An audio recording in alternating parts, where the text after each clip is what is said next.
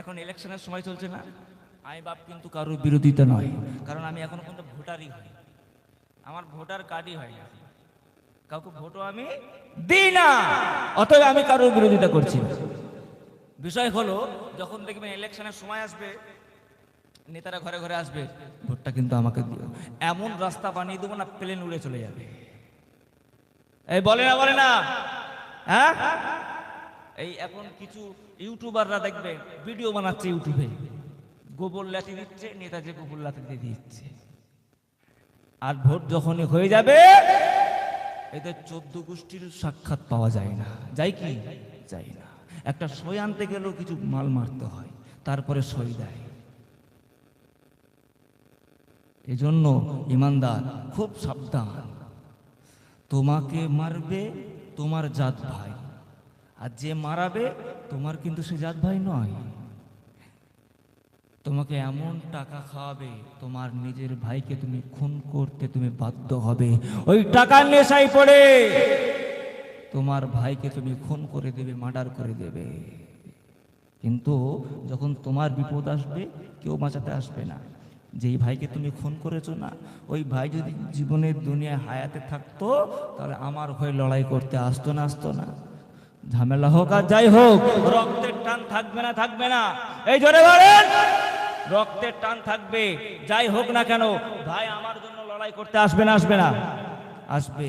কিন্তু তোমাকে দ্বারাই তোমার পরিবার নষ্ট করে দিচ্ছে, তোমার দ্বারাই তোমার ভাইকে খুন করানো হচ্ছে, তোমাকে তোমার টাকা এমন নেশা হয়ে গেছে, তুমি আল্লাহ বিল্লাহ ছেড়ে দিয়েছো, আল্লাহকে ছেড়ে দিয়েছো, নামাজকে ছেড়ে দিয়েছো, মসজিদকে ছেড়ে দিয়েছো, তুমি তোমার নেতার পিছনে পড়ে আছো। মনে করে রেখে দিও, যখন তোমার মৃত্যু হবে, যখন তুমি মারা যাবে, মারা যাবার পরে তোমার যখন হিসাব নিকাশ নেওয়া হবে, তোমার নেতা তোমার কবরে বাঁচাতে আসবে না, আসবে কি? এই জোরে বলেন। আর যদি তোমার জীবনে নবী মুহাম্মদ সাল্লাল্লাহু আলাইহি ওয়াসাল্লামকে যদি তুমি নেতা বানাতে পারো, নবী মুহাম্মদ সাল্লাল্লাহু আলাইহি ওয়াসাল্লামকে তুমি যদি নেতা বানাতে পারো, তাহলে কবরটাও তোমার জন্য জান্নাতের বাগান হবে। একবার জোরে বলুন না সুবহানাল্লাহ, একবার জোরে বলবেন না সুবহানাল্লাহ। তাহলে ইমানদার খুব সাবধান, এমন মানুষকে আমার মূল্যবান ভোটটা দেবো যার দ্বারাই আমার জাতি বাঁচবে, আমার ইসলাম বাঁচবে, যার দ্বারাই আমার 14 গোষ্ঠীর সম্পদ ওয়াকফ সম্পত্তি বাঁচবে। আমি এমন মানুষকে ভোট দেবো যার দ্বারাই আমার নাম এসআইআরে থাকবে না। আমি বৈধ ভোটার, আমার নামটা তুমি পাকামো করে কেটে দিয়েছো, কারণ আমি মুসলমানের বাচ্চা বলে আমি ইসলাম ধর্মে বসবাস করি বলে তুমি হিংসা করে তুমি আমার উপর বিপদ আনবে বলে আমার নামটা তুমি কেটে দিয়েছো, আমাকে তুমি ভারতবর্ষ থেকে তাড়াতে চাচ্ছ। মনে করে রেখে দিও, এই ইসলাম, মনে করে রেখে দিও, এই ভারতবর্ষ যখন স্বাধীন হয়েছিল, লক্ষ লক্ষ মুসলমান আলেম ওলামারা এই ইসলাম, এই ভারতবর্ষের জন্য, এই জমিনের জন্য তারা তাদের নিজের রক্তকে ঝরিয়েছে, তারা শহীদ হয়েছে, শহীদ হয়ে এই ভারতবর্ষকে কিন্তু স্বাধীন করেছে।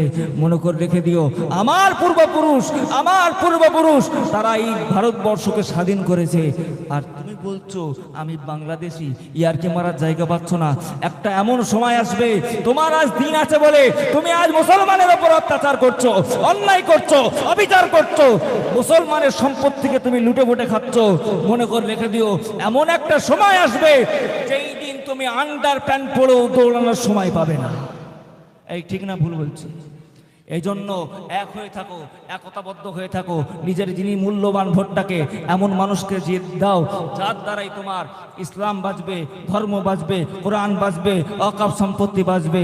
ইমানদার খুব সাবধান, বর্তমান সময়ে যে চাল চলছে আস্তে আস্তে মুসলমানকে কোলঠাসা করে দেওয়া হচ্ছে। আর এরপরে ওই জিসিবি আসবে, বুলডোজার আসবে, সে গিয়ে তুলে ছুঁড়ে ফেলে দেবে। এজন্য সাবধান হয়ে যাও, এক হও, একতাবদ্ধ হয়ে থাকো। হাতের 5টা আঙুল কিন্তু সমান নয়, কিন্তু যদি ঘুষি পাকায় যার উপরে একটা পড়বে তার 14 গোষ্ঠীর নাম ভুলে যাবে। এজন্য এক হয়ে থাকো, সংখ্যায় কম হতে পারে কিন্তু ক্ষমতায় কম নয়। কারণ যদি আল্লাহর উপর বিশ্বাস রাখো, তাওয়াক্কুল রাখো, আল্লাহ তোমার জন্য সহায় হয়ে, আল্লাহ তোমার জন্য সহযোগিতা করবে। আর আল্লাহর উপর থেকে যখন মদদ আসবে, আল্লাহর তরফ থেকে যখন তোমার উপর মদদ আসবে, তখন পৃথিবীর জমিনে কোনো আমচা চামচা তোমার ক্ষতি করতে পারবে না। এটা মনে করে রেখে দিও।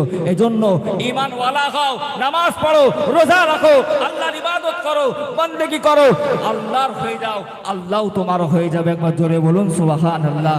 আল্লাহ পাক আমাদেরকে শোনার থেকে বেশি বেশি আমল করার তৌফিক দান করুক। কারণ একজন আলেমকে বসিয়ে আমার বয়ান করাটা ঠিক হবে না।